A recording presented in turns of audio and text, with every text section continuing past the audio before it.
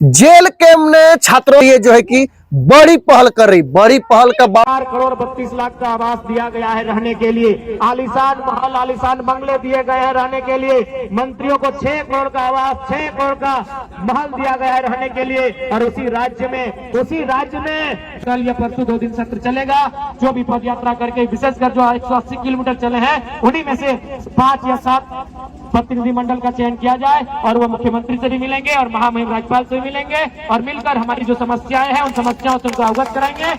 के आधार पर स्थानीय नीति कहाँ है, खतियान के आधार पर स्थानीय नीति कहाँ है, झारखंडियों की स्थानीय नीति कहाँ है। और वही सवाल आज झारखंड लोकतांत्रिक क्रांतिकारी मोर्चा भी आपसे पूछ रहा है। इस सवाल का उत्तर आपको देना होगा माननीय मुख्यमंत्री महोदय। इस सवाल के उत्तर से आपको भागना नहीं है, इस सवाल का आपको उत्तर देना है। नहीं तो याद रखिएगा, राजनीति किसी की बपोती नहीं होती है। आज आपका है तो कल इस राज्य की जनता ये डिसाइड करेगी इस राज्य की दिशा किनके हाथों में देना है, इस राज्य की राजगद्दी को किनके हाथों में देना है। आज बड़ी दुर्भाग्य की बात है, आज जहां हम लोग धरना दिए हैं, ठीक इसके बगल में हमारे दिव्यांग भाई बहन लोग धरना दिए हैं। ये कितना चिंता का बात है। आज यहीं से हम देख रहे हैं, आज भले उस विधानसभा के सदस्य हम हैं, भले विधानसभा के बाहर आप देख सकते हैं, यहीं से जगमग विधायकों का आवास दिख रहा है।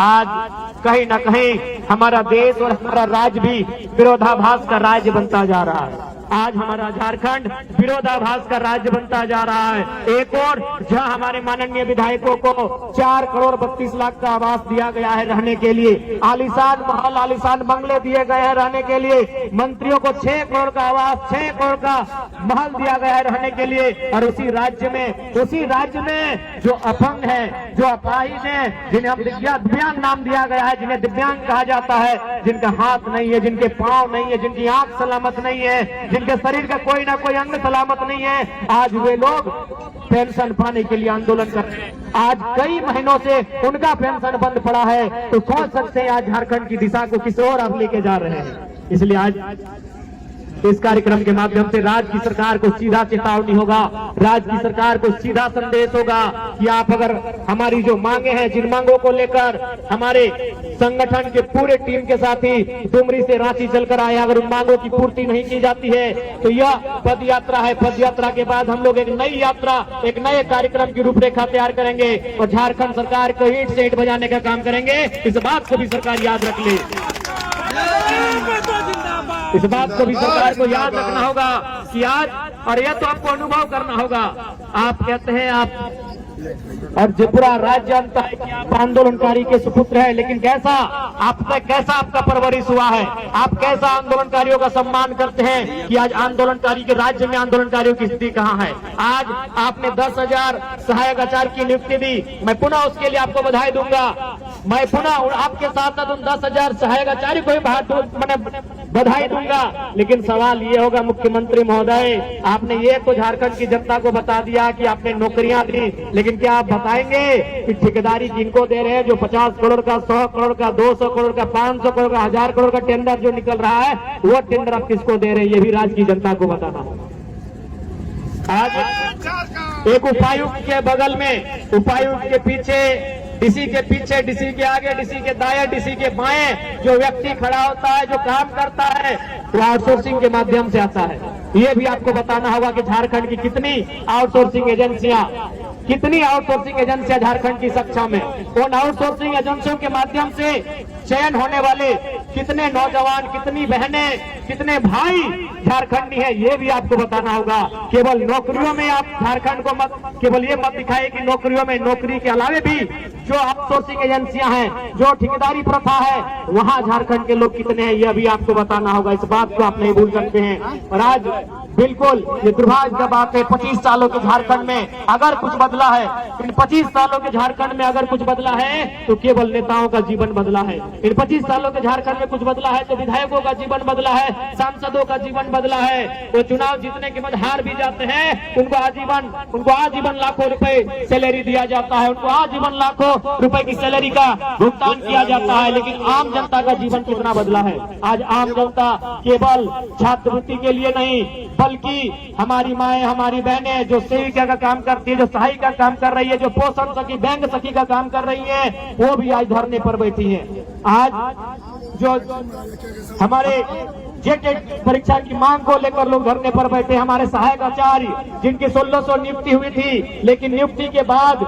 रिजल्ट आने के बाद संशोधन करने के बाद उन्हें छांट दिया गया, उन्हें फिर से उनका रिजल्ट पेंडिंग कर दिया गया, ठंडे बस्ते में डाल दिया गया। आज वे लोग धरने पर बैठे हैं। जेई कृषि कार्यालय में नौजवान धरने पर बैठे हैं, पंचायत के सहायक धरने पर बैठे हैं, पूरे राज्य के नौजवान, पूरे राज्य की बहनें धरने पर जगह जगह बैठी हैं। तो समझ में आना चाहिए कि 25 सालों में आपने कैसा राज्य बनाया। इसलिए अब झारखंड का नौजवान, झारखंड की आने वाली पीढ़ी ये कतई बर्दाश्त नहीं करेगी कि हमारा राज्य इसी प्रकार से लूटता रहे।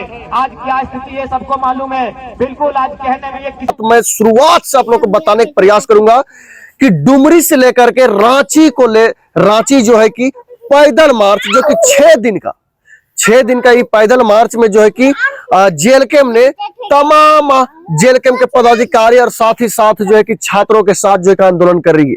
ये एक ऐतिहासिक आंदोलन है। जी हाँ, जेएलकेएम का ये एक ऐतिहासिक आंदोलन है। जैसा कि आप लोगों को पता हो कि जेएलकेएम बड़ी आंदोलन कर रही है।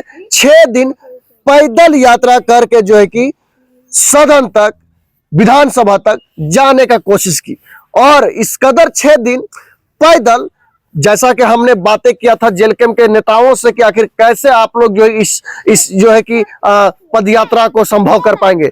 उन लोग जैसा कि बताया कि पैरों में छाले पड़ गए, उसके बावजूद जो हौसला कभी हारी नहीं। पैरों में छाले पड़ गए लेकिन हौसला कभी हारी नहीं, ये जेएलकेएम के नेता हमें बताए।